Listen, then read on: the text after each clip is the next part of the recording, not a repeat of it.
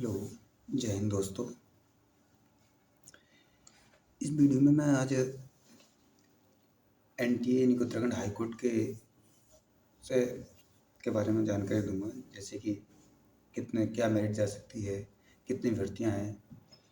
उसी हिसाब से यानी कि मेरे जो आंसर की वीडियो डाली उसमें बहुत कमेंट आ रहे थे कुछ भाइयों के, तो उसके बारे में बताने जा रहा हूँ। जैसे एनटीए की नोटिफिकेशन है, नोटिफिकेशन के द्वारा इसमें आपके डिस्ट्रिक्ट वाइज वैकेंसी दी गई हैं। यानी कि कनिष्ठ सहायक जिसको क्लर्क बोलते हैं, इसकी टोटल वैकेंसी की बात करें तो टोटल हैं इसमें आपकी 57 पोस्टें हैं। टोटल 57 पोस्टें दी गई हैं। और इसमें 57 पोस्टों में यानी कैटेगरी वाइज डिवाइड किया जाए तो कैटेगरी वाइज यानी कि जनरल की 36, टोटल डिस्ट्रिक्ट में वो डिस्ट्रिक्ट ऐसे मिलेगा, वो आपको नंबर बेस पे के किसके कितने नंबर हैं उसी हिसाब से आपको डिस्ट्रिक्ट अलाउ किया जाएगा। टोटल वैकेंसी की बात करें तो टोटल 57 पोस्टें हैं आपकी क्लर्क वाली जो कनिष्ठ सहायक की हैं, और जनरल की 36 हैं, और ईडब्ल्यूएस की 7 हैं, ओबीसी की 3 हैं, एससी की 10 हैं, और एसटी की 1 है। और वुमेंस यानी कि गर्ल्स जितनी उत्तराखंड वाली, इनके लिए 10 वैकेंसियाँ हैं, जो कि उत्तराखंड वुमेन के लिए 30% कोटे के अनुसार दी गई हैं। टोटल 57 पोस्टें हैं। यानी कि इसमें वैकेंसी स्टेनो क्लर्क में बात किया तो क्लर्क की सबसे कम पोस्टें हैं 57 टोटल। उसी के अकॉर्डिंग आपकी मेरिट थोड़े 80 से नीचे तो आने की चांस बहुत कम है, क्योंकि 140 नंबर का आपका एग्ज़ाम हुआ था जिसमें आपको ऑब्जेक्टिव क्वेश्चन थे। उसके बाद आपको क्लर्क के लिए 60 नंबर की टाइपिंग की परीक्षा होगी। यदि आप 60 नंबर उसमें ले आते हैं टाइपिंग में, तो आप नॉर्मल सी चीज़ें ले आएंगे। बहुत टाइपिंग तो लगभग एक दो महीने में आदमी कर ही लेता है कवर। टाइपिंग में इतना कुछ वो नहीं है। ये देखिए कंप्यूटर पे चलन 25 शब्द की स्पीड होनी चाहिए आपकी हिंदी की, और 30 शब्द प्रति मिनट की गति अंग्रेजी की होनी चाहिए। ऐसा नहीं है कि आपको जो है दोनों टाइपिंग देनी अनिवार्य हैं, नहीं, आपको एक टाइपिंग यानी हिंदी की टाइपिंग आपने हिंदी की भरी तो हिंदी की टाइपिंग देनी अनिवार्य है, और इंग्लिश की भरी तो इंग्लिश की। लेकिन इसमें एक यह है कि हिंदी की तो कंपलसरी टाइपिंग है ही।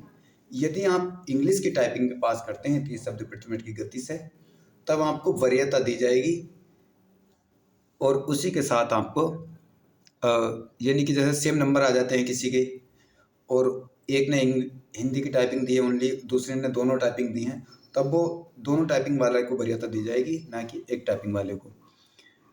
ऐसे ही आप इसमें टंग क्रमिक यानी कि 60 नंबर की, जो आप 60 अंकों की आपकी टाइपिंग की परीक्षा होगी। 140 में से यदि आपके 80 प्लस नंबर हैं तो आप टाइपिंग की तैयारी करें। टाइपिंग में की तैयारी में कोई ऐसी कोई दिक्कत नहीं है। टाइपिंग की तैयारी आप विशेष अच्छे से करें, क्योंकि टाइपिंग में भी काफ़ी बच्चे फेल होते हैं। टाइपिंग आसान नहीं है एकदम, क्योंकि हम वैसे नॉर्मल तरीके से करते हैं तो कोई दिक्कत नहीं आती, लेकिन जब हम एग्ज़ाम हॉल में बैठते हैं तो थोड़ा सा घबराहट सी होती है। वो चीज़ आप दूर करने की कोशिश करें, तो आप टाइपिंग भी बहुत अच्छे से क्लियर कर लेंगे। अब बात करते हैं हम स्टेनो की। तो टोटल स्टेनो की पोस्टें आपकी हैं 82, टोटल पोस्टें 82 हैं, यानी कि जो सबसे ज़्यादा हैं। और उत्तराखंड में स्टेनो को तो लाले पड़ जाते हैं कि उत्तराखंड में स्टेनो हर किसी से नहीं आती, हर कोई सीखता भी नहीं है। बहुत कमीशन लोग सीखते हैं। स्टेनो की वेटिंग लिस्ट उत्तराखंड में बैटिंग भी आ जाती है। और ये तो इस बार एनटीए ने पेपर लिया है तो थोड़ा चैलेंजिंग लग रहा है, बच्चों के नंबर भी ज़्यादा नहीं आ पाए हैं। तो स्टेनो की बात करें हम तो स्टेनो में आपके टोटल जो ज़िले दे रखे हैं उन ज़िलों में टोटल जनरल की 41 पोस्टें हैं आपकी, ईडब्ल्यूएस की 10 पोस्टें हैं, ओबीसी की 11 पोस्टें हैं, और एससी की 18 पोस्टें हैं, एसटी की 2 पोस्टें हैं, और वुमेन्स यानी गर्ल्स के लिए 15 पोस्टें दी गई हैं। तो इस स्टेनो के लिए आप के नंबर यदि मेरे हिसाब से अगर 60 प्लस या 70 प्लस नंबर हैं तो आपको स्टेनो के लिए बुलाया जाएगा, जो कि बहुत नॉर्मल है इतने नंबर तो, क्योंकि इसमें पहले भी दे रखा है कि अभी दिखा देता हूँ, उसमें 40% 45% ऐसे कुछ करके दे रखा है। लेकिन स्टेनो बच्चे बहुत कम करते हैं उत्तराखंड में, इसलिए स्टेनो के लिए मेरा मानना है कि 70 प्लस आपके 70 नंबर आ रहे हैं तो आप स्टेनो और टाइपिंग दोनों करें। इसमें भी वही है कि ये है आपके स्टेनो।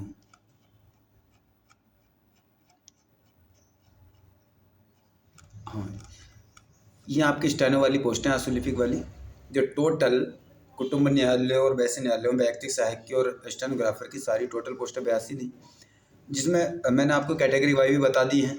तो मेरिट के अकॉर्डिंग मेरे हिसाब से आपके 70 नंबर यदि बन रहे हैं तो आप अच्छे से टाइपिंग और शॉर्टहैंड करें, क्योंकि शॉर्टहैंड तो बहुत मिनिमम बच्चे उत्तराखंड में करते हैं, जिसमें आपका इसमें भी टाइपिंग हिंदी इंग्लिश की वो दे रखी है टाइपिंग, क्योंकि इसमें दोनों हैं।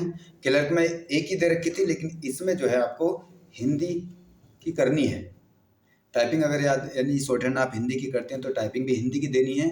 अगर इसमें भी आप अंग्रेजी की टाइपिंग देते हैं तब भी आपको वरीयता मिलेगी। वरीयता यानी कि प्राथमिकता यानी कि पहले आप रखे जाएंगे यदि आपके सेम नंबर हैं तब।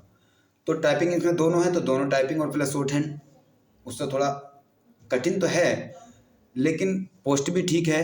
80 शब्द प्रति मिनट की गति शॉर्टहैंड की है और 25 शब्द प्रति मिनट की गति हिंदी की है। हिंदी की गति अनिवार्य है। साथ ही आपको वरीयता के क्रम में आपको 35 शब्द प्रति मिनट की गति से कम इंग्लिश की टाइपिंग देते हैं तो आपको वरीयता मिलेगी इसमें। और ये भी आपका जो है 60 नंबर की परीक्षा होगी, यानी कि 60 नंबर आप टाइपिंग शॉर्टहैंड आप ले आएंगे। 60 नंबर शॉर्टहैंड आपके मिनिमम पासिंग मार्क है, टाइपिंग के आपको नंबर मिलेंगे।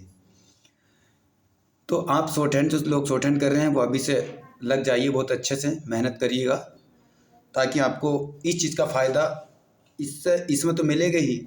यदि आप इस चीज़ से अगर किसी वजह से रह भी जाते हैं, मेरिट में आपके कम नंबर आते हैं, तो इसका फ़ायदा आपको जो APS की वैकेंसी आने वाली है उसमें मिलेगा ज़रूर, क्योंकि एक तीर से दो निशाने लगाओ, यानी कि शॉर्टहैंड टाइपिंग करिएगा इसके अकॉर्डिंग। यदि आपके 70 नंबर हैं, 70 या 60 प्लस या 70 प्लस, तो आप टाइपिंग शॉर्टहैंड ये सोच के करिए कि हम इसके लिए तैयारी नहीं कर रहे हैं, हम APS के लिए तैयारी कर रहे हैं। क्यों? क्योंकि उसमें पहले आपकी शॉर्टहैंड और टाइपिंग होगी, जिसमें इसका फ़ायदा आपको वहाँ भी देखने को मिलेगा और इसमें तो हो ही जाएगा। 70 प्लस नंबर आपके हैं और शॉर्टहैंड आपसे आती है, तो आप निश्चिंत होकर शॉर्टहैंड टाइपिंग करिए, क्योंकि उत्तराखंड में स्टेनो मुश्किल से बहुत ही ना के बराबर बच्चे करते हैं। और जो सीख रहे हैं, जो सीखते हैं, सीख चुके हैं, उनके नंबर मेरे हिसाब से 60 प्लस, बस 60 से ऊपर बहुत कम ही लोगों के नंबर हैं। और वैकेंसी है ठीक ठाक 82 पोस्टें हैं, जो कि क्लर्क से तो बहुत काफ़ी ऊपर हैं। ज़्यादातर बच्चे जो करते हैं टाइपिंग ही करते हैं ओनली, जो क्लरिकल की तैयारी करते हैं। सो उत्तराखंड में शॉर्टहैंड की तैयारी बहुत ही कम करते हैं। स्टेनो के लिए हो सकता है कि स्टेनो के लिए इस क्राइटेरिया पे आपको बुला लें कि आपके सामान्य और अनुसूचित वो सॉरी जनरल के लिए, EWS के लिए, OBC के लिए 45% यदि अंक आप लेकर आए हैं 140 में से, तब आपको इसके लिए शॉर्टहैंड टाइपिंग के लिए बुला लें। और SC ST वालों के लिए आपको 35% लेकर आए हैं तब भी बुलाने के चांस हैं। क्यों? क्योंकि शॉर्टहैंड में बहुत ही कम बच्चे उत्तराखंड में मिलते हैं, जिसमें पिछली बार वैकेंसी आई थी समूह की, उसमें भी 69 पोस्टें कुछ करके खाली रह गई थी। तो आप, मेरा मानना है कि आपके अगर स्टेनो के लिए तो आपको 70 के आसपास या 70 प्लस नंबर बन रहे हैं, तो आप टाइपिंग और शॉर्टहैंड करिए। आपके पास लगभग 2 महीने हैं, जिसमें आपका इलेक्शन के बाद जून या जुलाई में आपका शॉर्टहैंड और टाइपिंग की परीक्षा होने के 90% चांस हैं।